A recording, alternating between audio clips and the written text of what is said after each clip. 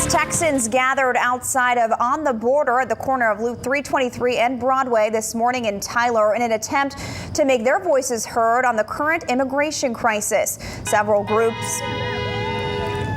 Several groups came together to protest our government's handling of the border crisis. The corner was far from silent as drivers honked their horns in support of the group. Protesters stood on the corners for hours holding signs that read, "Close the border." Protesters took note of Governor Rick Perry's recent comments on the crisis, but some feel he is all bark but no bite. I don't think he's doing what he should, but then why should he? He's going out of office. But he needs to close the borders down. If they're saying that he can't because it's federal land. It may be a federal border, but we also have a Texas border. Why can we not protect our Texas border, our state border? Now, despite that criticism, Governor Rick Perry says that he may take steps to secure the border without the federal government's blessing. But is that legally possible? KETK's Marlena Hamilton sat down with a few local attorneys to get their answers.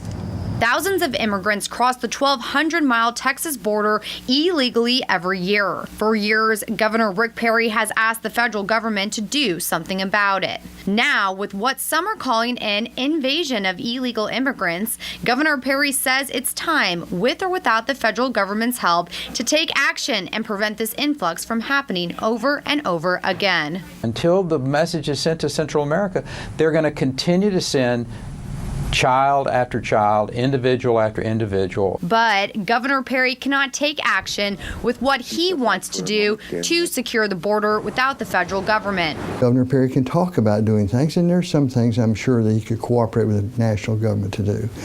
But no, a state governor cannot run our national borders. Blake Bailey with Bailey Law Firm says individual states can't take national issues into their own hands. Governor Perry can do some things as governor. There's no question about that. But the policies and the actions of border security and the way we confront issues, especially unusual issues like this, is a national issue. It's not a state issue. But some say there's still a gray area of what Governor Perry can and cannot do. I think that's where we are, stuck in the middle. Do we want to incur the litigation costs?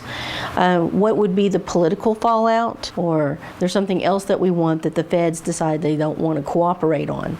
Marlena Hamilton, KETK News.